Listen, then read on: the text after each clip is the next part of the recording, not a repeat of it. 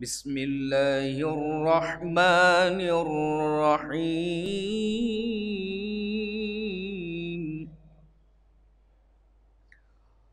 ياسين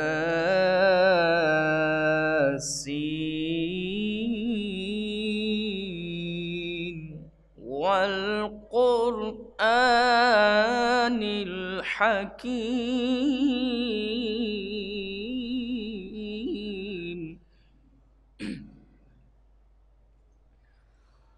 إنك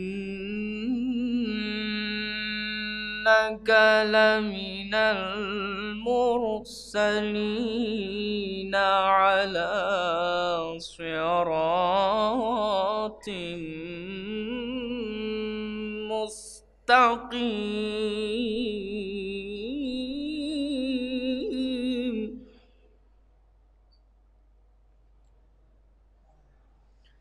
تنزيل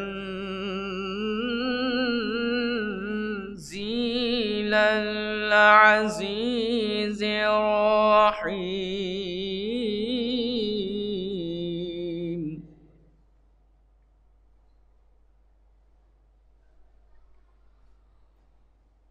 لتنذر قوما ما أنذر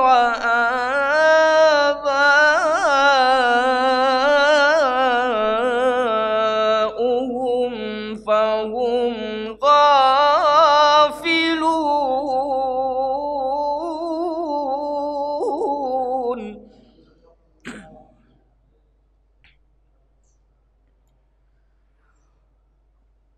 لقد حق القول على أكثرهم فهم لا يؤمنون.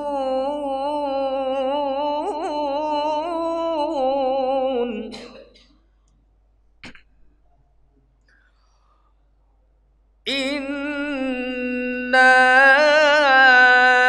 جعلنا في أعناقهم أغلالا فهي إلى الأذقان فهم مقمحون.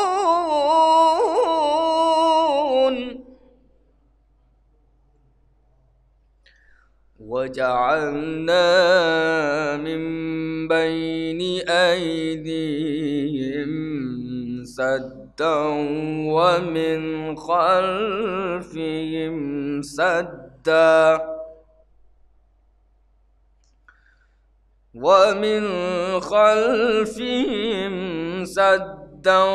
فأغشيناهم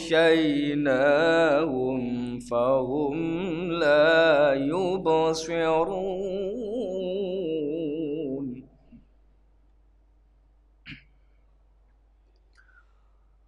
وسواء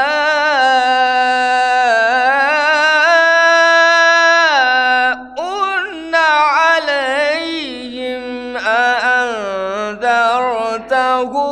أم لم تنذرهم لا يؤمنون.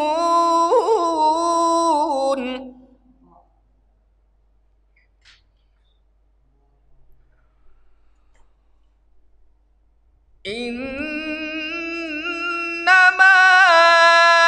تنذر من اتبع الذكر وخشي الرحمن بالغيب فبشره بمغفرة وأجر كريم. بسم الله الرحمن الرحيم.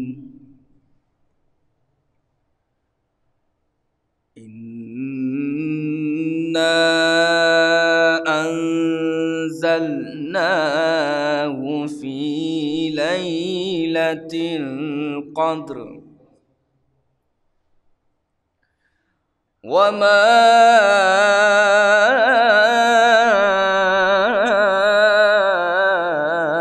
أدراك ما ليلة القدر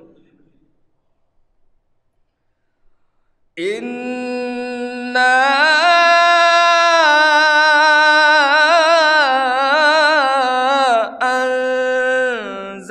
أنزلناه في ليلة القدر وما أدراك ما ليلة القدر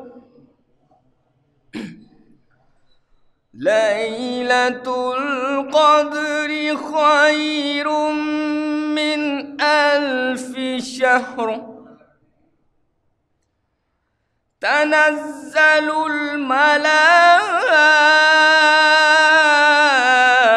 الملائكة والروح فيها بإذن ربهم من كل أمر سلام هي حتى مطلع الفجر صدق الله العلي العظيم اللهم صل على محمد وآل محمد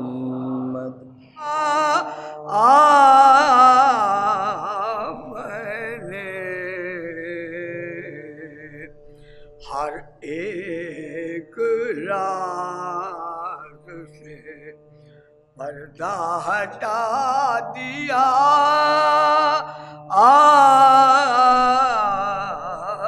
میں نے نشان ماتم سرور دکھا دیا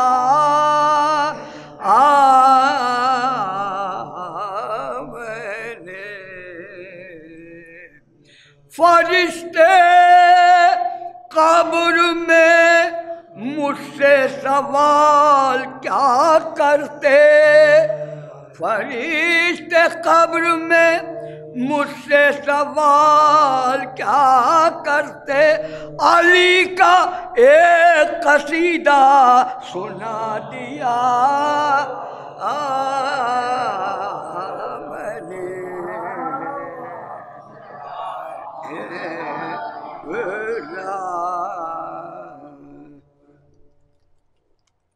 صلوات اور ملتے ہیں آپ کو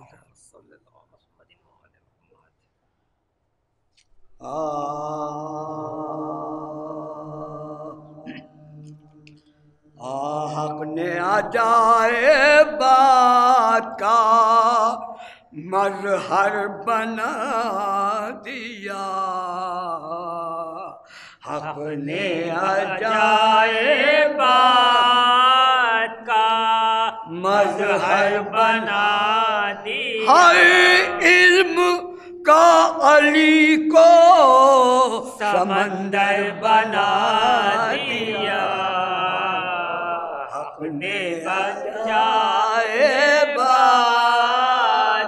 کا مظہر بنا دیا حیدر کو حق نے شیر غضنفر بنا دیا حیدر کو شیر حق نے غضنفر بنا دیا تلوار دے کے فاتح خیبر بنا دیا اپنے عجائبات کا بنتے اسد کے لال کا اللہ نے تیرا اسد کے لال اللہ نے تیرا کعبے نے مسکرا کر نیا در بنا لیا حق نے آجا صلوات بھیجیے یہی مزہ ہے مظہر بنا لیا حق نے عجائب بات کا اپنی جگہ سلا کے علی کو رسول نے اپنی جگہ سلا کے علی کو رسول نے ایک رات کے لیے تو پیغمبر بنا دیا اپنے عجائب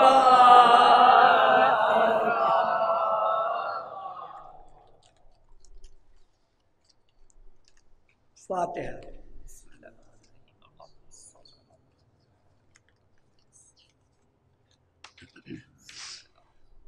بسم اللہ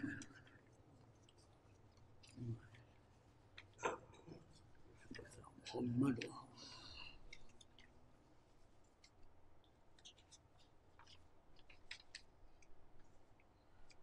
جب رن میں آمد سلطان دی ہوئی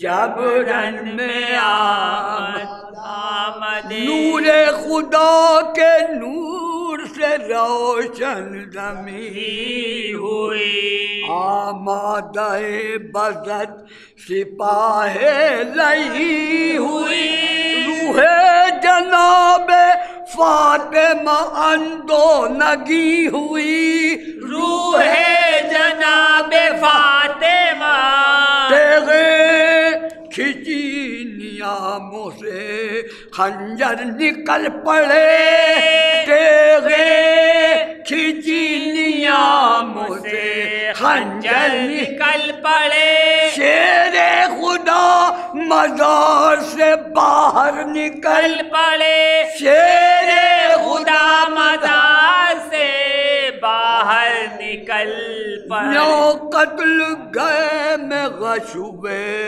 سلطان بحر آیا پکڑ کے خنجر کی شمر بدگوہر فریاد ہے کہ پاؤں رکھا شے کے سینے پر حضرت نے شمر سے کہا پیاسا نہ ذبح کر حضرت نے شمر سے کہا پیاسا ذبح پانی دیا نہ تو نے نبی کے نواسے کو پانی دیا نہ تو نے نبی کے نواسے کو اے شمر ذبح کرنا تو بھوکے پیاسے کو اے شمر ذبح کرنا تو ہو کہ تیغ کی سے بہا فاطمہ کشی سینے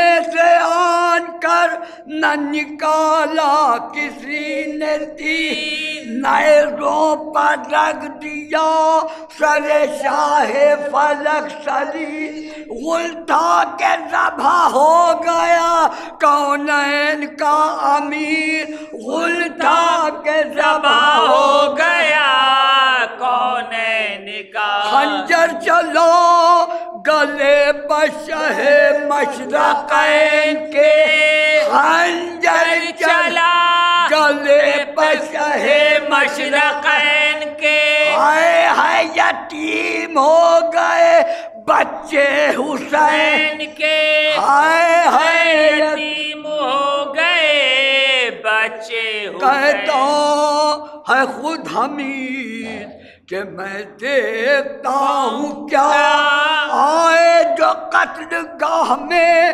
ناموس مصطفیٰ اریاں پڑا تھا لاشے فرزند مرتضیٰ آئی سکینہ لاش پکڑتی ہوئی بکا آئی سکینہ لاش پر کرتی ہوئی، بے چین ہو گیا دل مستر حسین کا، بے چین ہو گیا دل مستر مستر حسین کا، کعبہ زمین پر تنے اطہر حسین، حسین کا، کعبہ زمین پر تنے اطہر، حسین کا، پیٹو سروں کو کٹ گیا سبتے نبی کا سر، لاشا پڑا ہے شاہ کا جلتی زمین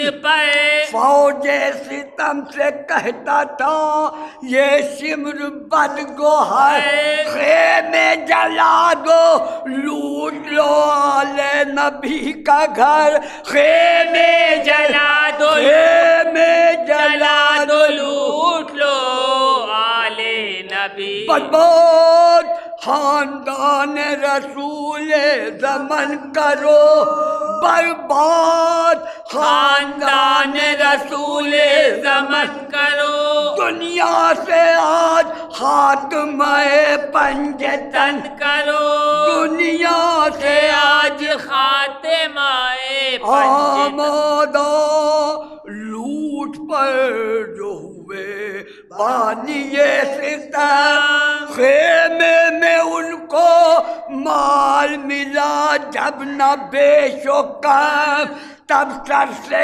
کھینچنے لگے وہ چادر حرم، ارے اڑیا ہوا جو سر تو کیا گردنوں کو خم، اڑیا ہوا جو سر بے پردہ کر دیا جو اردو کی سپاہ نے، بے پردہ کر دیا جو اردو کی سپاہ نے، ارے بالوں سے منہ چھپا لیا ناموس شاہ نے، بالوں سے منہ چھپا لیا ناموس شاہ نے، اعوذ باللہ السمیع العلیم من الشیطان اللعین الرجیم، بسم اللہ الرحمن الرحیم،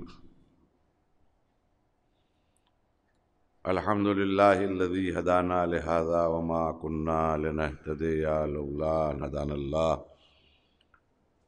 لقد جاءت رسول ربنا بالحق والصلاة والسلام علی اشرف الانبیاء وسید المرسلین، سیدنا و نبینا و شفیع ذنوبنا و حبیب قلوبنا مولانا بالقاسم محمد،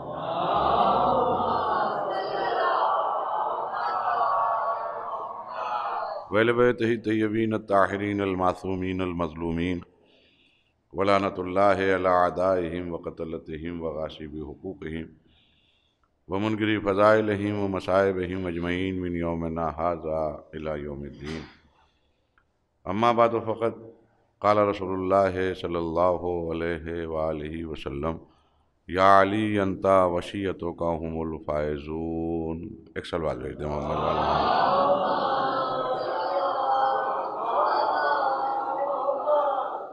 ارباب غم ماتمداران سید الشہداء، خمسہ مجالس کی یہ آج تیسری مجلس ہے، اور سرکار ختمی مرتبت حضرت احمد مجتبیٰ محمد مصطفیٰ صلی اللہ علیہ وآلہ وسلم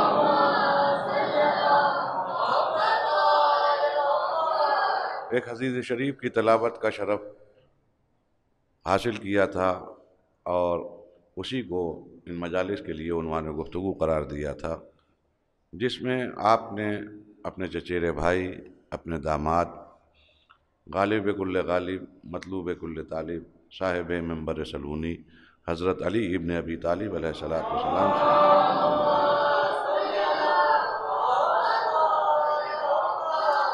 مخاطب ہو کر فرمایا تھا کہ اے علی، آپ کامیاب ہوئے اور آپ کا شیعہ کامیاب ہوا۔ سرکار ختمی مرتبت کا اپنے حین حیات میں، اپنی زندگی میں یہ کلمات کہنا کچھ عجیب سا نظر آ رہا ہے۔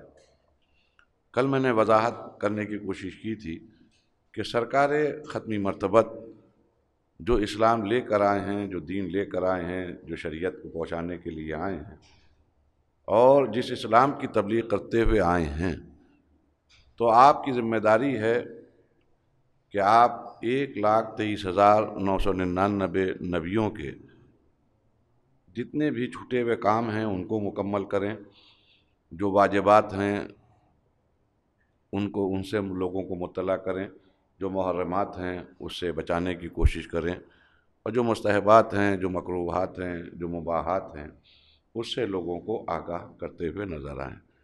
صرف واجب کے اوپر عمل کا حکم نہیں دینا ہے بلکہ عمل کر کے بتانا بھی ہے۔ اور سب سے بڑی ذمہ داری جو سرکار ختمی مرتبت پر ہے کہ آدم سے لے کر جناب عیسیٰ تک جو 1,23,999 نبیوں کا سلسلہ ہے ان کی تمام محنتوں کو مکمل کرنا ہے، اس لیے کہ دین کی تبلیغ کرتے ہوئے آدم بھی نظر آئے، نوح بھی نظر آئے، جناب ابراہیم علیہ السلام بھی نظر آئے، جناب عیسیٰ اور موسیٰ بھی نظر آئے، اور جو نام ہم کو تاریخ میں ملتے ہیں یہ تمام انبیاء کرام دین کی تبلیغ کرتے تو آئے، لیکن دین کی تکمیل کی ذمہ داری سرکار ختمی مرتبت کے کاندھوں پر تھی۔ جناب آدم آئے، تبلیغ کی، لیکن ایک حسرت لے کے گئے کہ دیکھو کب اس محنت کو سوارت کرنے والا آئے گا۔ جناب نوح اس دنیا سے جاتے جاتے صعوبتیں اٹھاتے رہے، پریشانیاں اٹھاتے رہے، دین کے پیغامات کو پہنچاتے رہے، اور جب اس دنیا سے جا رہے ہوں گے تو دل میں ایک حسرت ہوگی کہ جلد سے جلد محمد آ جائیں تاکہ دین کی تکمیل ہو جائے۔ جناب ابراہیم علیہ السلام، جناب اسحاق ہوں، جناب یعقوب ہوں، جناب یوسف ہوں، جناب موسیٰ ہوں، جناب شعیب ہوں، جناب عیسیٰ ہوں، ان تمام نبیوں کی جاتے جاتے ایک حسرت ضرور ہوگی، ایک آرزو ضرور ہوگی کہ آنے والا جلد سے جلد اس دین کو کامل کر دے۔ تو ایک بات تو سامنے کی ہے، آدم سے لے کر جناب عیسیٰ تک تبلیغ بھی کر رہے ہیں، اللہ کی وحدانیت کا سے لوگوں کو بتا بھی رہے ہیں کہ اللہ کی وحدانیت کیا ہے، یہ بھی بتا رہے ہیں کہ دین کیا ہے، لیکن اس کے ساتھ ساتھ تمام سیرت انبیاء میں ایک بات مشترکہ نظر آئے گی کہ سب جاتے جاتے انتظار کر رہے ہیں آخری محمد کا۔ اب ہم سے یہ نہ پوچھئے کہ ہم انتظار محمد میں کیوں ہیں، ہم وہی کر رہے ہیں جو انبیاء کی سیرت میں نظر آ رہا ہے۔ وہاں بھی حسرت ہے کہ کاش محمد آ جائے، ہماری بھی حسرت ہے کہ کاش محمد آ جائے۔ یہ اور بات ہے کہ وہاں پہلے محمد کا انتظار ہو رہا ہوگا، یہاں آخری محمد، ایک دوست بھیج دیے محمد۔ دین کی تکمیل سرکار ختمی مرتبت کے کاندھوں کے اوپر ہے، اور یہ سرکار کا کمال ہے۔ دیکھیں میں بھی انتظار کر رہا ہوں کہ اور لوگ بھی جمع ہو جائیں، کہ سرکار کا کمال ہے کہ سرکار کو بہت مختصر وقت ملا ہے۔ ماشاءاللہ پڑھے لکھے حضرات تشریف فرما ہیں، سب سے کم مدت نبوت کی تبلیغ کے لیے ہمارے نبی کریم کے حصے میں آئی ہے، ورنہ تاریخ گواہ ہے کہ ہزار برس تک ہزار برس تک تبلیغ ہوتی رہی۔ نبیوں کی زندگیاں اگر آپ ہسٹورین سے پوچھئے، چاہے تاریخ ابن خلدون کو دیکھیے، چاہے طبری کو دیکھیے، چاہے مولانا تاریخ اسلام جو انہوں نے نجم الحسن صاحب کے قبلہ کراروی کی کتاب ہے، ان کتابوں کو اگر دیکھیے تو آپ کو تعجب ہوگا کہ جناب آدم علیہ السلام کے لیے ان تمام رائٹرز نے لکھا ہے کہ جب آپ اس دنیا سے تشریف لے گئے تو آپ کی عمر شریف 1000 برس تھی۔ اس میں اختلاف ہے کہ 960 برس تھی یا 1000 برس تھی۔ یہ اس لیے اختلاف ہے کہ تمام نبیوں کے بارے میں اور ان کی عمروں کے بارے میں جب آدم پروردگار سے سوال کر رہے تھے تو ایک نبی کی عمر جو ہے کم محسوس ہوئی، تو جناب آدم نے افسوس ظاہر کیا، بار الہا یہ تو بڑی قلیل مدت مل رہی ہے اس کو، ایک کام کر تو مجھ میں سے کچھ برس اس کو دے دے۔ تو اب ان مورخین میں اختلاف ہے کہ 40 برس جناب آدم کی زندگی کے اللہ نے ان کو عطا کیے۔ تو جناب آدم 1000 برس تک تبلیغ کرتے رہے، جناب شیس تقریباً 963 برس تک، اسی طرح جناب انوش تقریباً 905 برس تک، اسی طرح ماہلائی، اسی طرح لمق، جناب نوح، لمق کے بیٹے جناب نوح، ان کا تو ظاہر ہے کہ قرآن میں تذکرہ ہے کہ 950 سال تک انہی نے تبلیغ کی۔ ان تمام نبیوں میں جن کو ہم لوگ، ایک جملہ کہہ رہا ہوں، جن لوگ یہ کہہ سکیں ہم لوگ کہ بیچارے کو بڑی کم عمر ملی، اس میں جناب اخنون علیہ السلام، جناب ادریس جن کو کہا جاتا ہے، ان کو کے لیے ملتا ہے کہ 350 سال تک آپ زندہ رہے۔ تو اب ظاہر ہے کہ 1000 اور 900 اور 800 برس کے درمیان اگر 350 سال کوئی زندہ رہا ہو تو اس کو یہی کہا جائے گا بیچارے کو بہت کم عمر ملی ہے۔ ایسے موقع پر جہاں ہزاروں سال تک انبیاء کرام تبلیغ کرتے ہوئے نظر آ رہے ہوں، وہاں ہمارے سرکار ختمی مرتبت حضرت احمد مجتبیٰ محمد مصطفیٰ صلی اللہ علیہ وسلم، ان کا کمال یہ ہے کہ ان کو سب سے قلیل مدت عطا کی گئی، صرف 23 برس کا مختصر سا وقفہ ہے، اور اس میں ڈیوٹیز اتنی سخت ہیں۔ دیکھیے یہ نبی کا کمال ہے، ہم لوگ اکثر سیرت نبی کے اوپر توجہ نہیں دے پاتے، اور مسلمانوں سے یہی شکوہ ہے کہ بڑے مظلوم ہیں ہمارے درمیان سرکار ختمی مرتبت، اس لیے کہ جب سیرت نبوی کے جلسے ہوتے ہیں، جب نبی کریم کی سیرت بیان کی جاتی ہے تو بس یہیں تک آ کر خطیب رک جاتا ہے، یہیں تک آ کر مقرر رک جاتا ہے کہ کیا پیاری رسول اللہ کی زلفیں تھیں، کیا عمدہ سرما لگاتے تھے، اللہ اللہ خیر صلی اللہ۔ ہمارا نبی کا کمال یہ ہے کہ بار نبوت ہے اور انبیاء کرام کے بقیہ کاموں کو مکمل کرنا ہے، اور 23 برس کے اندر ایک سند بھی لینا ہے، الیوم اکملت لکم دینکم واتممت علیکم نعمتی ورضیت لکم الاسلام دینا۔ آج کے دین کامل ہو گیا، نعمتیں تمام ہو گئیں، اور یہ دین جو آدم سے شروع ہوا تھا، اللہ اس دین سے راضی ہوا۔ نبی کریم کا کمال یہ ہے کہ صعوبتیں اٹھاتے رہے، پریشانیاں اٹھاتے رہے، مصائب کی آماجگاہ بنتے رہے، لیکن جس مشن کو لے کر آئے تھے، اللہ کا شکر ہے کہ غدیر کے میدان میں پالان کا منبر بنوانے کے بعد، خطبہ دینے کے بعد، اپنے بھائی کو اپنے ہاتھوں پہ بلند کرنے کے بعد، اور من کنتو مولا ہو فہذا علی مولا کہہ کر ولایت امیر المومنین کی تکمیل کی، اور ادھر دین کی بھی تکمیل ہو گئی، نعمتیں بھی تمام ہو گئی، اللہ اس دین سے راضی بھی ہو گیا۔ یہ بنیاد، یہاں پر دین کمپلیٹ ہو گیا، دین مکمل ہو گیا۔ اب جو میں کل آپ کے سامنے کہہ رہا تھا کہ نبی کریم نے یہ 23 برس کی مختصر سی تبلیغی زندگی ملی ہے، اس میں اتنی ذمہ داری ہیں، اس کے بعد جو آپ کا کل ملا کر اسلام کی تبلیغ کا اگر مختصراً 2 لفظوں میں بات کری جائے تو فقط یہاں نچوڑ نکل کے یہی آتا ہے کہ نبی کی 23 سالہ زندگی کا مقصد، بلکہ نبی کو جانے دیے 1,24,000 نبیوں کی تمام محنتوں کا نچوڑ یہ ہے، جس کا نام اسلام ہے، کہ وہ یہ ہے کہ ایک بنو اور نیک بنو۔ دیکھیے توجہ دیئے گا، میں یہاں تک آپ کے اذہان عالیہ کو متوجہ کرتے ہوئے لے آیا تھا کہ نبی کریم اور اس سے پہلے انبیاء ما سبق، ان سب کی تبلیغات کا مقصد ماحصل یہ ہے کہ ایک بن جاؤ، اس لیے کہ جس دین کو تم ماننا چاہتے ہو، جس دین کو فالو کرنا چاہتے ہو، اور جس دین سے اللہ راضی ہے، وہاں اختلاف برداشت نہیں کیے گئے، وہاں جھگڑے برداشت نہیں کیے گئے ہیں، وہاں لڑائیاں برداشت نہیں گئی ہیں، وہاں مختلف گروہ بٹے ہوئے نظر آئیں، یہ اللہ کو پسند نہیں ہے۔ دین یہ کہتا ہے کہ متحد بن کے آؤ گے تو نماز میں بھی ثواب میں اضافہ ہو جائے گا، جب حج میں آؤ گے تمہارا حج بھی وہی قبول کیا جائے گا جب انیکتا میں ایکتا نظر آئے۔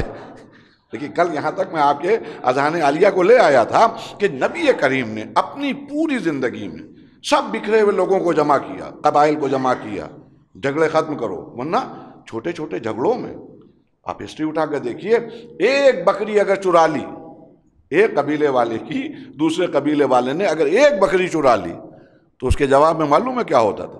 وہ دوسرا قبیلہ حملہ کرتا تھا، ان کے 10 اونٹ اٹھا لاتا تھا، ادھر ان قبیلے والوں کو معلوم ہوا کہ 10 اونٹ اٹھا لے گئے، انہوں نے اٹیک کیا، وہ 100 اونٹ کھول لے گئے یہاں سے، آخر میں دونوں قبیلے مد میدان مد مقابل ہو کے ایک دوسرے سے لڑنے لگتے تھے، اور معلوم ہوا سورج غروب ہو رہا ہے، ادھر قبیلے کا ایک آدمی بچا ہے، اس قبیلے کا آدمی بچا، باقی سب مارے جا چکے ہیں، اس کے ہاتھ میں بھالا ہے، اس کے ہاتھ میں بھالا ہے، اس نے اس کو بھالا کھینچ کے مارا، اس نے اس کو بھالا کھینچ کے مارا، سورج غروب ہوا، 2 بڑے قبیلے ختم ہو چکے ہیں۔ اور سوال جب ہوا کہ کیوں ختم ہوئے تو معلوم ہوا کہ غلطی سے ایک بکری چرائی گئی تھی۔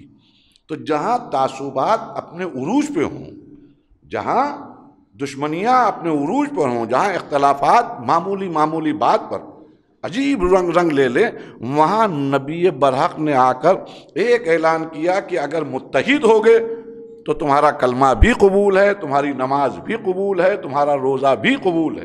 اور یہ میں نے کل آپ کے سامنے عرض کیا کہ نجی زندگی میں آپ نے عملی طور پر ثبوت دیا کہ متحد ہو جاؤ، اختلافات کو مٹاؤ۔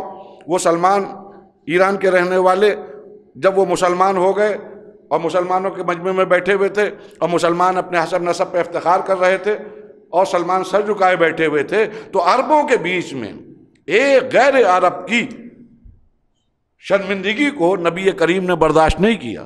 اور نبی کریم کی بات نہیں، نبی کریم وہی کریں گے جو مشیت چاہے گی۔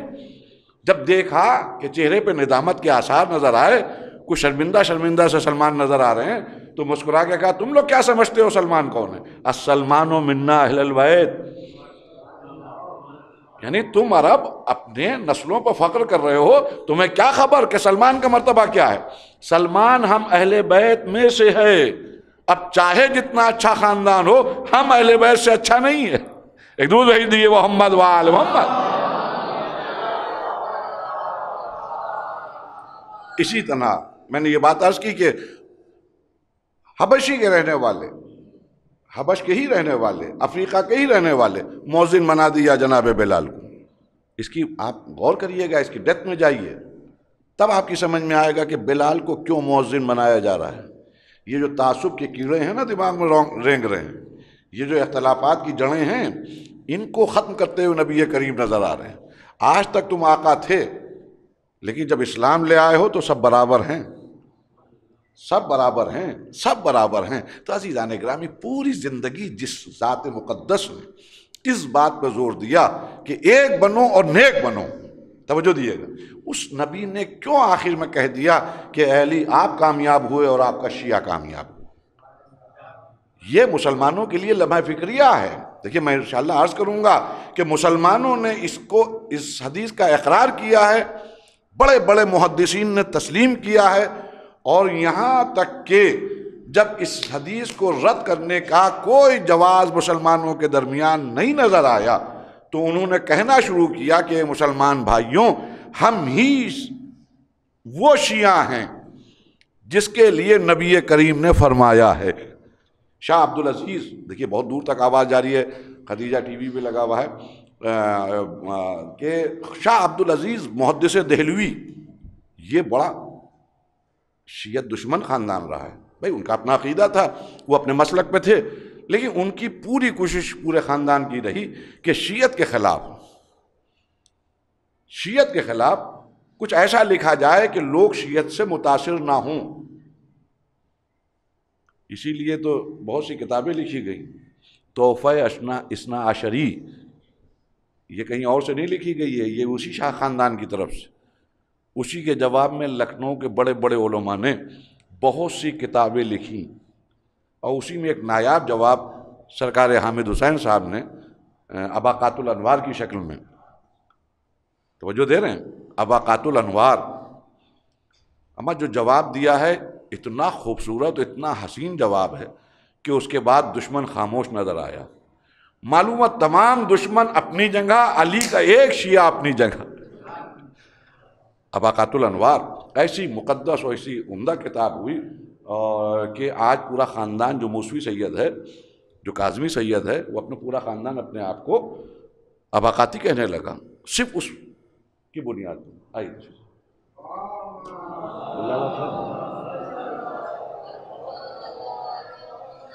دیکھیے آپ متوجہ ہیں جو میں عرض کرنا چاہ رہا ہوں۔ سرکار حامد حسین صاحب نے جواب لکھا، تحفہ اثنا عشری آئی، تو بہرحال یہ خاندان شیعوں کا خیر خواہ نہیں تھا۔ اس کی کوشش یہ تھی کہ اگر مائل بشیت ہونے لگیں دوسرے قومیں تو ان کو وہیں سے متنفر کر دیا جائے۔ یہ پورا خاندان اسی پر لگا رہا۔ اسی میں شاہ عبدالعزیز محدث دہلوی، اما بہت سے قصے ہیں، دامن وقت میں گنجائش نہیں ہے، ورنہ جواز ان کی طرف سے بھی بحالت مجبوری مل گیا کہ رونا بھی چاہیے، فرش اعضا بھی بچھانا چاہیے.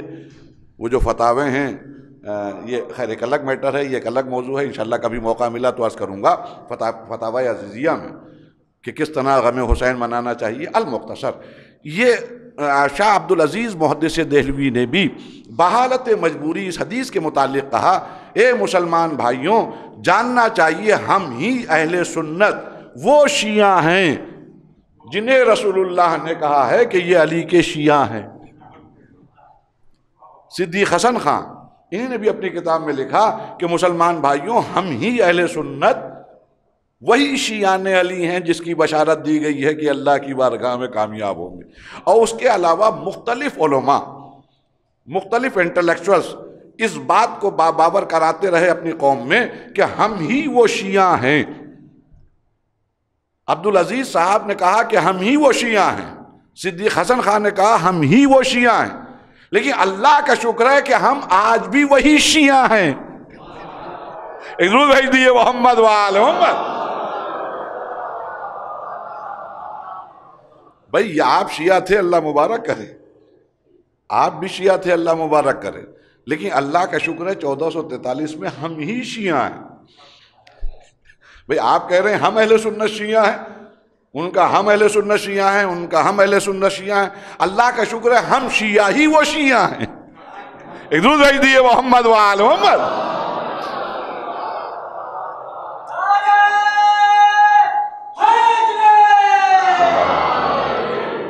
ہم ہی وہ شیعہ ہیں جن کے لیے نبی کریم نے یہ ارشاد فرمایا. تو اہل سنت نے اس کو قبول کیا اور کہا یہ حدیث صحیح ہے، یہ حدیث صحیح ہے. اور پھر اس کا ظاہر ہے کہ کہیں نہ کہیں سے تو کچھ نہ کچھ اپنے حق میں نکالنا ہے. اور آخر میں کہنا شروع کیا ہم ہی وہ اہل سنت شیعہ ہیں. دیکھیے میں انشاءاللہ موقع ملے گا، بچے بھی بہت بیٹھے ہیں. شیعت یعنی ولایہ آل محمد کوئی آسان چیز نہیں ہے، یہ مقدر والوں کو ملتی ہے، ورنہ کس وقت کون شیعہ گھرانے میں پیدا ہونے والا کب نکل جائے اور کیا معلوم کون غیر کس وقت شیعت میں داخل ہو جائے. اور اس کے لیے بس احتیاط یہ ہونا چاہیے کہ ہمارے دلوں میں ان کی محبت رہے لیکن ان کے متعلق بغضیت نہ رہے. ایک درود بھیج دیے محمد وآل محمد.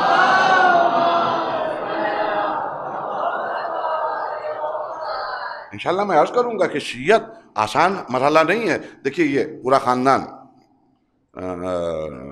فرنگی محلی خاندان، یہ جو اس وقت بہت سے نظر آتے ہیں، میں کس کا نام لوں؟ آپ کو معلوم ہے یہ کون ہے؟ یہ شیعان علی تھے، یہ علی کے شیعہ تھے. ان کے بزرگ جب مدینے میں نبی کریم کا اونٹ پہنچا ہے، ہجرت کر کے آپ مکے سے مدینے تشریف لائے ہیں، تو اب مدینے کا ہر فرد کہہ رہا تھا کہ نبی کریم ہمارے گھر پہ قیام کریں، نبی کریم ہمارے گھر پہ قیام کریں. اب جب لوگوں کو اس طرح بے چین دیکھا، اتاولا دیکھا، تو نبی کریم نے اعلان کیا کہ جس دروازے پر میری یہ اٹھنی بیٹھ جائے گی وہی میرا مستقر ہوگا. تو حضرت ابو ایوب انصاری ایک صحابی ہیں، ان کے زمین کے اوپر، گھر کے باہر جو زمین تھی وہاں پر وہ اٹھنی رکی تھی. اور یہی ابو ایوب انصاری ہیں کہ جو بعد وصال رسول مولائے متقیان کو بلا فصل خلیفہ مانتے تھے. اب میں جو کہہ رہا ہوں بچوں آپ لوگ توجہ دیے گا، خوش نصیب ہیں آپ، اور جتنا بھی شکریہ ادا کریں ماں باپ کا کم ہے کہ آپ کے دلوں میں ولایہ آل محمد ہے، لیکن یہ کسی کے باپ کی جاگیر نہیں ہے. جس ابو ایوب انصاری نے صوتیں اٹھائی ہیں علی کا شیعہ ہونے کی وجہ سے، آج انہی کی پوری نسل شیعت کے خلاف نظر آتی ہے، علی کے خلاف نظر آتی ہے. یہی وجہ ہے شاید کہ علی نے جب تلوار اٹھائی ہے تو پہلے نسلوں کو دیکھا ہے. آج یہ دشمن ہے، ہو سکتا ہے کل اس کی نسلوں میں کوئی محب پیدا ہو جائے، اور کیا معلوم کتنے ادھر کھڑے ہیں جو محب کی جگہ دشمن بنتے ہوئے نظر آئے. ایک دودھ بھیج دیے محمد وآل محمد. آپ انصاف سے بتائیے. اسی لیے شاید اس لیے کہ کیا معلوم کس کے مقدر میں مولائے متقیان کی ولایت ہے اور کس کی نسلوں میں ہے. اسی لیے احتیاط کا دامن. آج میں ایک بات واقعہ عرض کروں، اس لیے کہ ہمارے گزرے ہوئے شیعوں نے ہم کو طریقہ و سلیقہ بتایا ہے کہ شیعت کا معیار کیا ہونا چاہیے. اگر اہل بیت سے محبت کی جائے اور اپنے آپ کو ان کا شیعہ کہا جائے تو کس معیار اور کس لیول پہ پہنچ کر. میں ایک واقعہ آپ کے سامنے بچوں کے لیے بھی عرض کروں، اور مجھے اچھا بھی بہت لگتا ہے، میں انسپائر بھی بہت ہوں اس واقعے سے، کہ جناب سلمان فارسی، ظاہر پکا سچا شیعہ، انشاءاللہ کسی وقت موقع ملا، احسن بھائی آپ بھی تشریف لے آئے ہیں.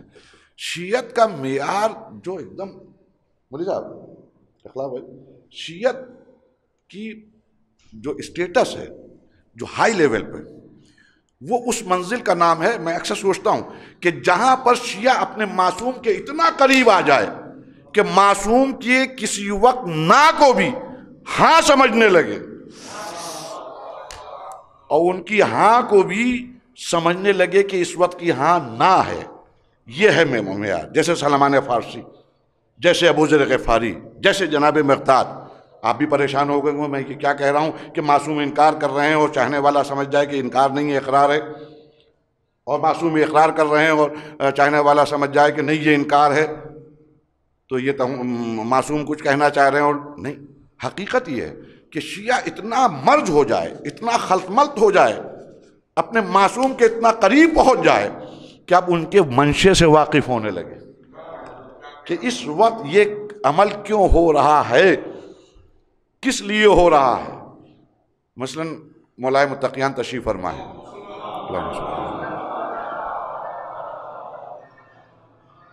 اے بھیا ماشاءاللہ پوری مسجد بھری ہوئی، بابا سے بلند صلوات بھیجے محمد والے محمد.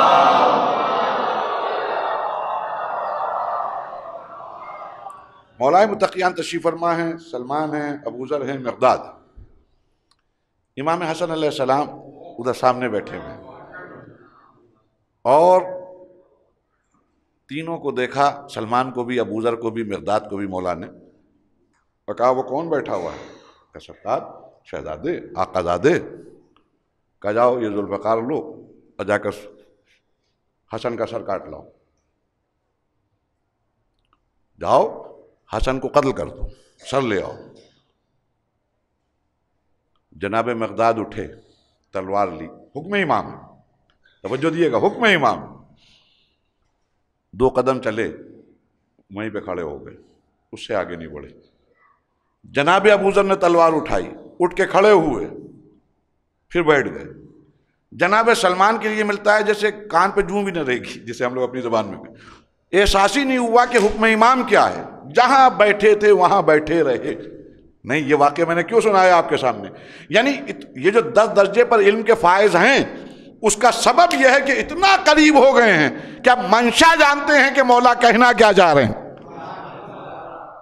مولا کہنا کیا چاہ رہے ہیں اس منزل پہ آ کر. تو اب یہاں پر میں ایک واقعہ عرض کروں انہی سلمان فارسی کا جو 10 درجے پر فائز ہے. جناب سلمان فارسی مولائے متقیان کے پاس بیٹھے ہوئے ہیں اور مولائے متقیان سے گفتگو سوالات کر رہے ہیں اور مولائے متقیان جواب دے رہے ہیں. اتنے میں سلمان فارسی کہتے ہیں کہ میں نے دیکھا کہ مولا علی جو اب تک مجھ سے مخاطب تھے ایک دم سے چہرہ اقدس کو آسمان کی طرف کیا اور کسی سے مخاطب ہو گئے. کس سے مخاطب ہوئے وہ نظر نہیں آ رہا تھا، اور کس زبان سے مخاطب ہوئے وہ جو زبان بول رہے تھے وہ بھی میرے سمجھ میں نہیں آئی. توجہ دے رہے ہیں میں کیا کر رہا ہوں؟ سلمان فارسی فرماتے ہیں علی بیٹھے بیٹھے ایک دم سے آسمان کی طرف دیکھتے ہیں اور کسی سے گفتگو فرمانے لگتے ہیں. کیا معلوم کس زبان میں گفتگو کر رہے تھے، واللہ سلمان کی سمجھ میں نہیں آیا. کس سے گفتگو کر رہے تھے نہ وہ نظر آیا. میں ابھی حیران و پریشان تھا کہ مولائے متقیان نے قمبر کو آواز دی اور آواز دے کر کہا قمبر ذرا میرے لیے ذوالفقار لے آؤ. جیسے ہی قمبر ذوالفقار لے کر آئے، جہاں پر مولائے متقیان بیٹھے تھے دھیرے دھیرے اپنی جگہ سے بلند ہونے لگے. دیکھیے ابھی سمجھ میں نہیں آئے گا، ترقیاں ہو رہی ہیں، آنے والے کل میں یہ بات بھی سمجھ میں آئے گی معراج کی طرح. دھیرے دھیرے جہاں بیٹھے تھے بلند ہونے لگے اور نظروں سے اوجھل ہو گئے. اب جو ان کو نظروں سے اوجھل ہوتے ہوئے دیکھا تو یہ ایک عجیب و غریب منظر تھا. میں گھبرا گیا. میں نے گھبرا کر قمبر کی طرف دیکھا. قمبر کے چہرے پر سکون تھا, کوئی گھبراہٹ نہیں تھی.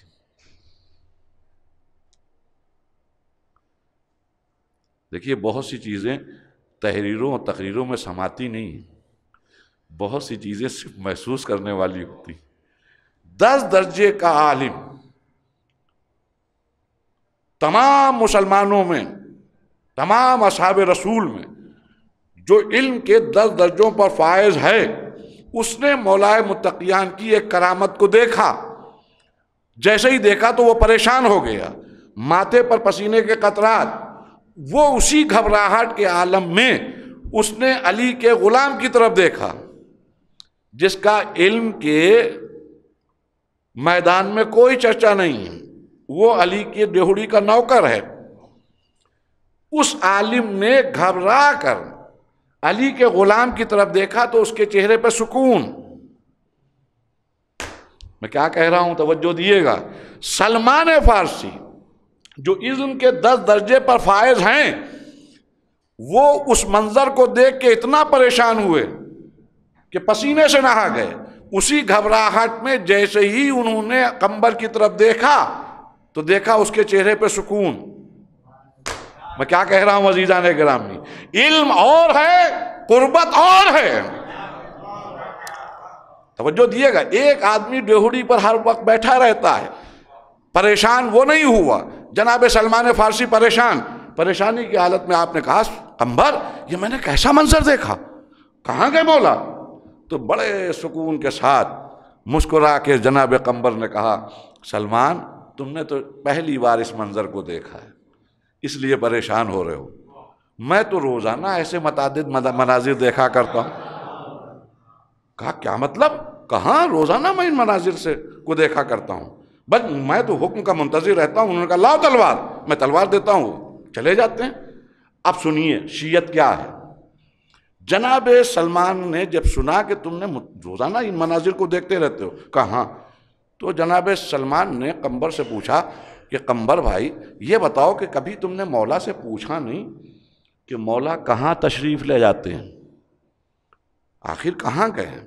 بس عزیزان گرامی آج کی مجلس کا ماحصل ہے. اگر آپ اس کو لے گئے اور ہمیشہ اس کو یاد رکھا اس جملے کو. جناب قمبر نے جیسے ہی سنا کہ سلمان کہہ رہے ہیں کہ بھائی تم نے کبھی پوچھا نہیں مولا کہاں جاتے ہیں, کدھر جاتے ہیں, کبھی سوال تو کرنا چاہیے تھا. تو جناب قمبر نے پلٹ کے جواب دیا سلمان کیسی بات کر رہے ہو, وہ میرے مولا ہیں. بس ایک جملہ کافی ہے آج کی مجلس کے لیے کہ سلمان وہ میرے مولا ہیں. میری اتنی جرت کیا کہ ان کے مسائل میں سوال کرتا ہوا نظر آؤں. سلمان سے کے جواب کے ساتھ ساتھ صبح قیامت تک جناب قمبر نے ہر شیعہ کو میسج دے دیا کہ دوغلے بن کے شیعہ نہ رہنا. اگر شیعہ ہو تو جو بھی مولا کو مولا کہہ دیا ہے تو اب ان کے مسائل میں سوال نہ کھڑے کرنا. درود بھیجیے محمد وآل محمد.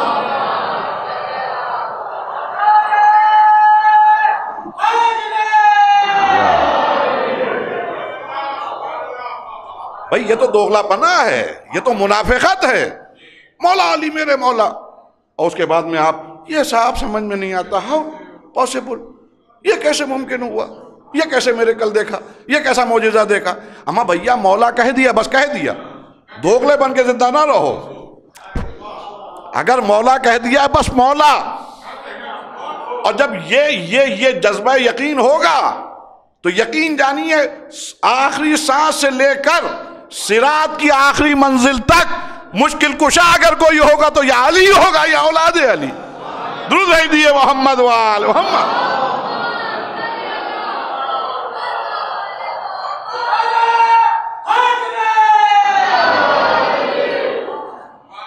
یہ شیعت کی پہچان, یہ شیعت کی پہچان ہے. وہ میرے مولا ہیں. اما اس جملے کو یاد رکھیے گا جوانوں, آپ خاص کر کے یاد رکھیے گا, وہ میرے مولا ہیں. میری اتنی جرت کیا, میری اتنی ہمت کیا کہ میں ان سے پوچھوں آپ کہاں گئے تھے. میں کیا کہہ رہا ہوں توجہ دیجیے گا. میں کیوں پوچھوں, وہ میرے آقا. ہاں سلمان, اگر ان کا جی چاہا اور انہوں نے بتانا چاہا سن لوں گا. یہ ہے معیار, یہ ہے معیار. جب ٹوٹ کر کوئی شیعہ آل محمد علیہ السلام کا ہو جاتا ہے تو رتبے سوا ہو جاتے ہیں. سلمان جہاں پریشان ہو رہا ہوتا ہے وہاں قمبر سکون سے نظر آتا ہے. یہ شیعت کا معیار ہے. ٹوٹ کر چاہ لیجئے. اور دوسرے, اب یہاں تک بات آ گئی ہے تو جس موضوع کو سوچا تھا اس کو آج پھر چھوڑ دوں, ایک اور شیعہ کا میں ذکر کر دوں تاکہ پتہ چلے کہ جب شیعہ واقعاً اپنے معصوم کا ہو جاتا ہے, شیعہ گھر میں پیدا نہیں ہوا بلکہ واقعاً آل محمد کا شیعہ ہو گیا, تو اس وقت ہم نے تاریخ میں دیکھا ہے پھر نہ اس کو ہوا سے دنیا ہوتی ہے, نہ دولت کی پرواہ, نہ تخت و تاج کی پرواہ, نہ سکون و آسائش کی پرواہ, نہ کسی لگژریز کی پرواہ. اور جب اس طرح کے جذبے ہوتے ہیں کہ بس فنا کر دو ولائے آل محمد, قربان کر دو اپنے آپ, تب رتبہ ایسا ہوتا ہے کہ زمین پر خط دیتا ہے ایک شیعہ, اور بادشاہ وقت کی سواری گزر رہی ہوتی ہے, اور جب بادشاہ رک کے سوال کرتا ہے بہلول کیا کر رہے ہو, تو بڑے سکون سے جواب دیتا ہے جنت میں گھر بنا کر بیچ رہا ہوں. یہ واقعہ بچپن سے ہم لوگ بھی سن رہے ہیں, آپ بھی سنا کرتے. کبھی غور تو کیجئے, غور تو کیے کہ بہلول کے پاس کس نے یہ رائٹ دیا کہ وہ جنت میں مکان بنا کر بیچیں. اور پھر سب سے بڑی بات ہے کہ بہلول, یہاں پر میں ایک بات عرض کروں, اللہ آپ سبھی لوگوں کو ادھر مسلسل خمسے بھی ہو رہے ہیں, مجالس بھی ہو رہی ہیں, اور اتفاق یہ ہے کہ آپ کی سے کیا پچھلے سال سے میں ادھر بہت مجالس بھی مجھے توفیق ہوئی اور یہ شرف ملا کہ میں پڑھ رہا ہوں, اور اللہ آپ کی دولت میں بھی اضافہ کرے, آپ کے ریسورسز میں بھی اضافہ کرے, اور سب سے بڑی بات ہے ولایت آل محمد پر ڈٹے رہیے. یہ عالم اسباب ہے, اس لیے کہ تاریخ گواہ ہے کہ دنیا اپنی جگہ, آل محمد کی محبت اپنی جگہ. ہمارے پاس, ہماری تو بدقسمتی ہے عزیزان گرامی کہ ذرا سی دولت ہو جاتی ہے, ذرا سی طاقت آ جاتی ہے, ذرا سا تعلقات بڑھ جاتے ہیں, ہمارے اثر و رسوخ میں اضافہ ہو جاتا ہے, پڑھ لکھ جاتے ہیں تو فرش اعضاء پہ آ کر بیٹھنا بھی عیب سمجھتے ہیں. ہاں ذرا سا پڑھ لکھ گئے, ٹکٹس کچھ آ گئے, اور اچھے لوگوں تعلقات ہو گئے تو اب معلوم ہم ماتم بھی کر رہے ہیں تو ایک کونے میں کھڑے ہوئے, یا حسین یا حسین یا حسین یا حسین. شرم آ رہی ہے ماتم کرتے ہوئے. اما جب ہم کو دیکھ کر برا لگتا ہے کہ تھوڑی سی دولت آنے کے بعد آپ اپنی اوقات بھولے ہوئے ہیں, تو جس کی عزا ہے اس کو کتنا برا لگتا ہو. آپ غور کریے, ذرا سا پیسہ آ گیا, ذرا سا اچھا عہدہ مل گیا, آپے میں نہیں, لیکن تاریخ گواہ ہے کہ جن شیعوں کے پاس سب کچھ ہونے کے باوجود سب چیزوں پہ لات مار کر ولایت آل محمد کے لیے قربانی دیتے ہوئے آگے بڑھے, تب یہ اختیارات ہوئے کہ زمین پر رہ کر جنت میں مکان بیچتے ہوئے نظر آئے. آپ کیا سمجھ رہے ہیں بہلول فری میں یہ رتبہ مل گیا, آسانی سے یہ دستیاب ہو گیا یہ مسئلہ؟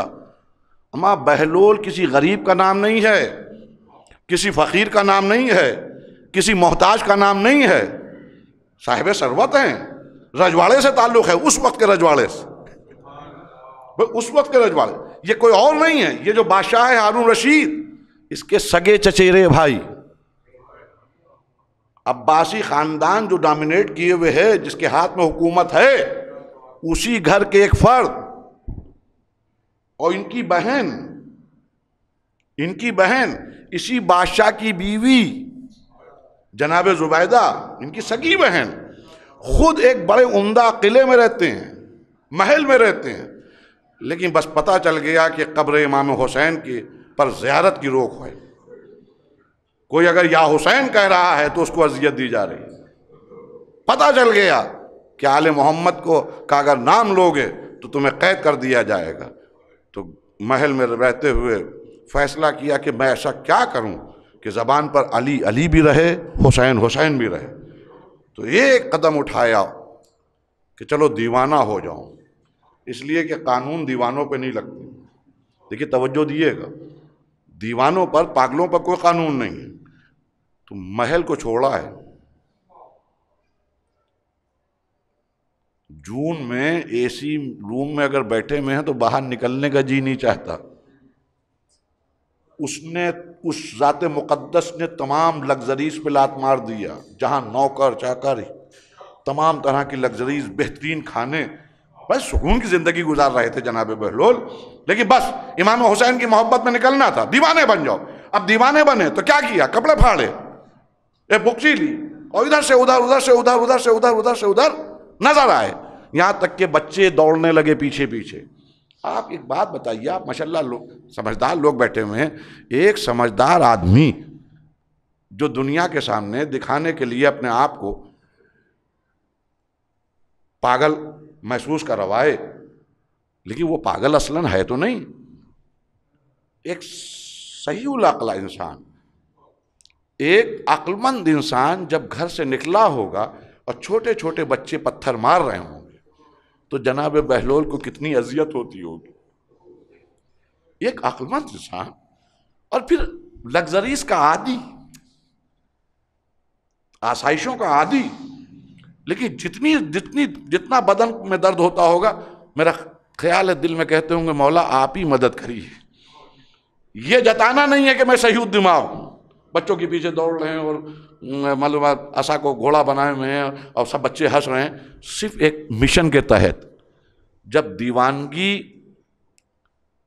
استنا اوڑھ لی کہ کھنڈروں میں رہنے لگے، لگژریز بستروں کو چھوڑ کر، آرام دہ بستروں کو چھوڑ کر جب کھنڈروں میں پڑے رہے، تب اللہ نے امام کے صدقے میں یہ رتبہ دیا کہ بہلول تمہیں بھی اختیار ہے، جس کو چاہو جنت میں مکان دو. ہاں، یہ رتبہ یہ نہیں ہوا ہے. اور دیکھیے جب شیعت اس عروج پہ پہنچتی ہے تو ہر طرح سے کامیاب ہوتی ہے. میں ایک آخری واقعہ عرض کر دوں اس ذیل میں آج کے لیے، کہ انہی کے ایک دوست ہیں اور اکثر آپ نے نام سنا ہوگا، جناب زید مجنون جنہیں کہا جاتا ہے. یہ بھی بیچارے مجنون نہیں ہیں، دیوانے نہیں ہیں، بہت بڑے بزنس مین ہیں، افریقہ کے بہت بڑے بیوپاری ہیں. ان کو بھی وہی سنائی دیا کہ ہاں علی کہنا دوبار ہو گیا ہے، حسین کی قبر پر جانا دوبار ہو گیا ہے. تو انہوں نے تمام کاروبار پر لات مار دی اور نکلے وہاں سے. جب بغداد کے ایک راستے میں ملاقات ہوئی ہے جناب بہلول کی اور جناب زید کی. دیکھیے یہ ہے معیار شیعت. جب انسان مرج ہوتا ہے آل محمد سے، جب قرب حاصل کر لیتا ہے اور قرب کی معراج پہ پہنچ جاتا ہے. آئیے مولانا نصیر صاحب ایک صلوات بھیج دیں محمد وآل محمد.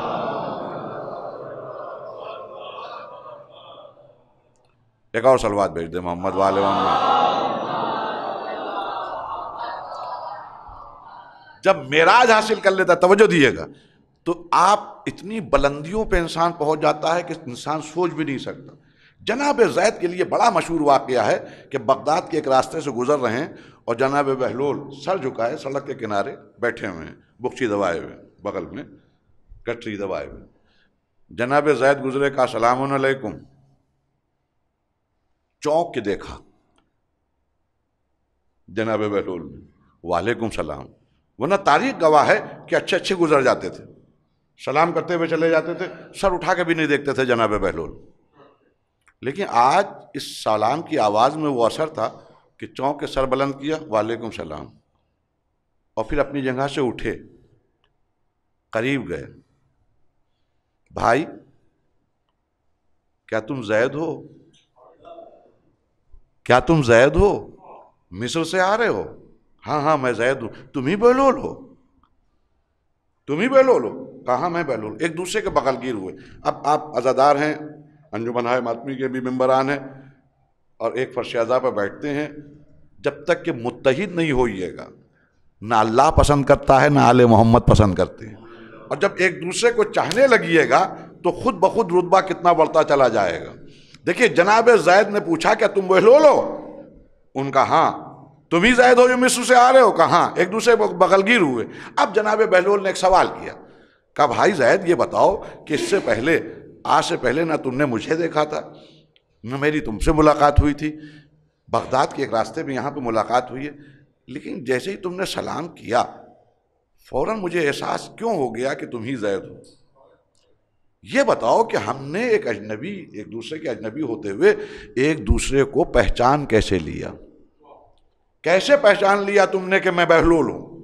کیسے میں نے پہچان لیا کہ تم ہی زید ہو؟ بس عزیزان گرامی جملہ سنیے گا، جناب زید نے تاریخی جملہ کہا، سنو، بہلول عالم ارواح میں جن لوگوں نے سچے دل سے ولائے آل محمد کی قسم کھائی ہے، جب وہ اس دنیا میں آتے ہیں تو ایک دوسرے کے اجنبی نہیں ہوتے،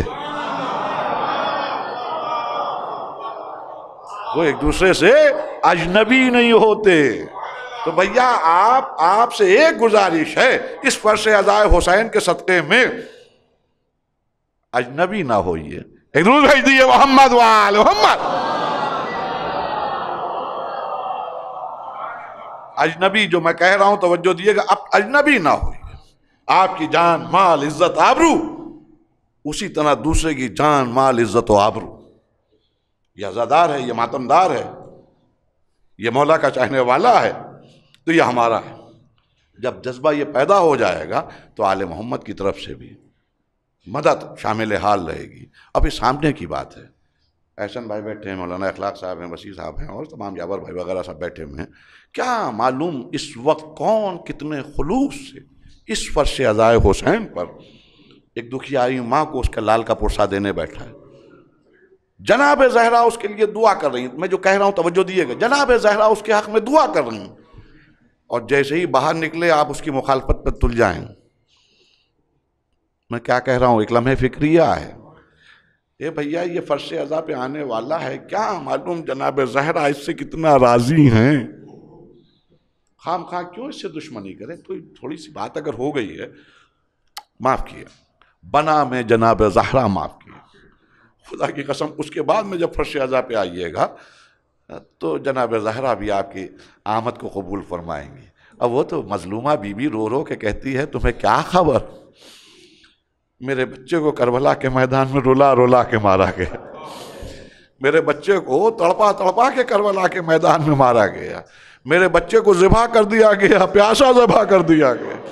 اور عزیزان گرامی یہی افسوس ہمارے چوتھے امام کی زندگی میں نظر آ رہا ہے کہ چوتھا امام اپنی زندگی بھر یہی کہتا رہا، ہائے میرا بابا پیاسا مارا گیا، ہائے میرا بابا بھوکا مارا گیا۔ بس عزیزان گرامی جزاکم اللہ، خدا آپ کو کوئی غم نہ دے سوائے غم امام حسین علیہ السلام کے۔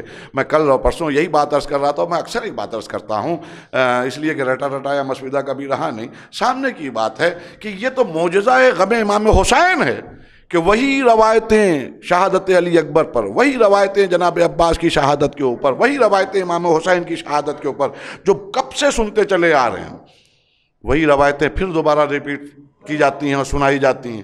یہ تو معجزہ ہے کہ سننے کے باوجود پھر آنکھوں سے آنسو جاری ہو جاتے ہیں، ورنہ اصلاً تو کربلا میں جو ہوا ہے وہ اللہ بہتر جانے یا کربلا والے بہتر جانے، اللہ بہتر جانے یا کربلا والے بہتر جانے، ورنہ چوتھا امام اس طرح تڑپتا ہوا نظر نہیں آتا، چھٹے امام اس طرح تڑپتے ہوئے نظر نہ آتے، ہم آٹھویں امام اس طرح تڑپتے ہوئے نظر نہ آتے، 12واں امام پردہ غیب میں اس طرح تڑپتا ہوا نظر نہ آتا۔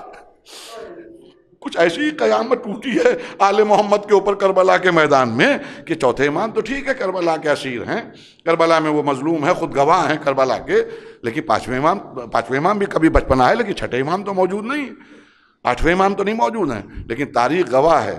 دیکھیے یہاں پر میں ایک بات اور عرض کر دوں، اس وقت اکثر لوگ سوال کرتے ہیں کہ صاحب شب عاشور آستینے کیوں الٹتے ہیں، ننگے سر کیوں رہتے ہیں، ننگے پاؤں کیوں رہتے ہیں؟ صاحب یہ کہاں لکھا ہے، کس کتاب میں لکھا ہے، کس جگہ لکھا ہے؟ تو عزاداروں میں ایک بات آپ کے سامنے عرض کروں، بہت سی چیزیں کتابوں میں نہیں عزا کے لیے بھی ملی ہیں، بہت سی چیزیں معصومین کی زندگیوں سے ملی ہیں۔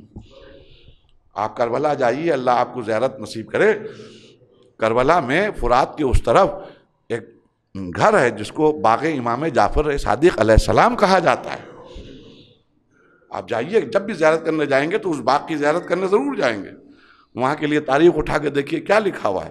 جب امام زیارت کے لیے تشریف لائے، تو اس جگہ آپ نے قیام کیا، اور دوسرے دن جب بھی زیارت کے لیے امام حسین کی قبر کی طرف بڑھیں تو پہلے فرات میں غسل کیا، اور تمام تاریخیں لکھتی ہیں کہ جب چھٹے امام غسل فرما چکے تو وہاں سے ننگے پاؤں، گریبان چاک، آستینیں الٹی ہوئی، سر پہ عمامہ نہیں، اور دوڑتے ہوئے جیسے آج کوئی حادثہ اس گھر پہ ہو گیا ہے، کسی ماں کا جوان جیسے بیٹا مر گیا، دوڑتے ہوئے یا ابا عبداللہ واہ حسینہ کہتے ہوئے گئے اور قبر امام حسین پہ اپنے آپ کو گرا لیا۔ یہ عاشور کا روز نہیں ہے، یہ شب عاشور نہیں ہے، ایک طریقہ بتایا کہ اب عبداللہ الحسین کی مظلومی اس طرح یاد کرنا کہ نہ ننگے پاؤں ہیں، نہ پاؤں میں چپل ہے، نالین ہے، نہ سر پہ عمامہ ہے، نہ دوش پہ ردا ہے، روتے ہوئے چلے جا رہے ہیں۔ تو کربلا کا غم ہمیں آل محمد سے ملا۔ 12واں امام آج بھی سلام کرتا ہوا نظر آ رہا ہے کہ جد مظلوم جب آپ کی مصیبتیں یاد کرتا ہوں تو خون کے آنسو روتا ہوں، اور یہی حال 8ویں امام کے لیے ہے۔ بڑا مشہور واقعہ ہے کہ ایک شخص نے کہا کہ فرزند رسول کب تک روئیے گا، اسی طرح جس طرح جناب دیبل نے سوال کیا تھا چوتھے امام سے۔ تو ایک بار رومال ہٹا کے دیکھا سوال کرنے والے سے، کیا کہا؟ کب تک روئیے گا؟ کہ کربلا والوں کو ہم اس لیے رو رہے ہیں کہیں ایسا نہ ہو کہ غدیر کی خوشی کی طرح تم کربلا کا ہمارا غم بھی بھول جاؤ۔ تمہیں کیا خبر کربلا میں کس طرح ظلم کیے گئے، کس طرح مظالم ڈھائے گئے، اور اسی طرح ارباب غم چوتھے امام روتے ہوئے نظر آئے، اور ایسا روئے کہ اٹھتے ہیں تو رو رہے ہیں، بیٹھتے ہیں تو آنکھوں سے آنسو جاری ہیں، وضو کے لیے پانی آیا اور رو رہے ہیں۔ بلکہ روایات کہتی ہیں، اکثر علماء کرام اور ذاکرین کہتے ہیں کہ قصاب جو ہوتے ہیں انہوں نے ایک دوسرے کو نصیحت کر دی تھی کہ خبردار اپنے جانور کو ذبح نہ کرنا اگر علی ابن الحسین گزر رہے ہوں، اگر چوتھے امام گزر رہے ہوں تو تم اپنے جانور کو ذبح نہ کرنا، اس لیے کہ تم اپنے جانور کے گلے پہ خنجر چلا رہے ہوگے، ان کو اپنا ذبیح باپ یاد آ جائے گا۔ اور روایت کہتی بھی ہے، اکثر علماء پڑھتے ہیں کہ ایک قصائی کے پاس دوڑتا ہوا ایک دکاندار پہنچا، اس نے کہا کیا غضب کر رہا ہے؟ کیا غضب کر رہا ہوں؟ میں جانور حلال کر رہا ہوں، کوئی حرام کام تھوڑی نہ کر رہا ہوں، اپنے جانور کو ذبح کر رہا ہوں۔ کہا وہ دیکھ علی ابن الحسین آ رہے ہیں۔ بس جیسے ہی علی ابن الحسین کو آتے ہوئے دیکھا، ذبیحے کے اوپر ایک چادر ڈالی اور چھری چھپا کے کھڑا ہو گیا۔ امام جب قریب سے گزرے تو امام کو سلام کیا، امام نے سلام کا جواب دیا، 2 قدم دکان کی طرف بڑھے کہ اس نے ہاتھ جوڑ کے کہا فرزند رسول واللہ مجھے معلوم نہیں تھا، ورنہ یہ گستاخی نہ کرتا، مولا مجھے معاف کر دیے، اے فرزند رسول میں ہاتھ جوڑتا ہوں۔ کہا بھائی کس لیے معافی مانگ رہا ہے؟ کہا فرزند رسول واللہ مجھے نہیں معلوم تھا کہ آپ تشریف لا رہے ہیں، ورنہ میں اپنے جانور کو ہرگز ذبح نہ کرتا۔ کندھے پہ ہاتھ رکھا، بھائی میں ذبح کرنے سے منع نہیں کر رہا ہوں، اتنا بتا دے کہ جب تم نے اپنے جانور کو ذبح کیا تھا تو کیا پانی پلا دیا تھا؟ چونک گیا۔ فرزند رسول ہم قصابوں کا اصول ہے جب تک کہ ذبیحے کو سیراب نہیں کر دیتے اس وقت تک کہ گلے پہ خنجر نہیں چلاتے۔ بس عزاداروں یہ سننا تھا کہ ہمارا چوتھا امام تڑپنے لگا، کربلا کا رقیہ آواز دی، اے بابا، ارے دنیا میں جانور ذبح کیے جاتے ہیں لیکن اے بابا جب آپ کو ذبح کیا گیا، اے بابا آپ کو 3 روز کا بھوکا 3 روز کا پیاسا قتل کر دیا گیا۔ اے مظلوم، دنیا کا دستور کچھ اور۔ سیعلم الذین ظلموا ایام منقلبین ینقلبون۔ پروردگارہ اس مختصر سے عمل کو قبول فرما۔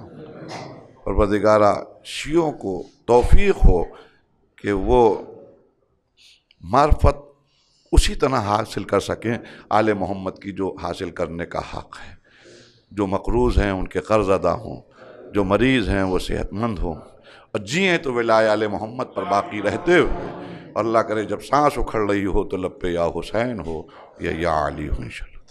التماس ہے جملہ عزاداران مظلوم کربلا جو مرحومین ہو چکے ہیں ان کی ارواح کو اصال ثواب کے لیے 1 مرتبہ سورہ حمد 3 مرتبہ سورہ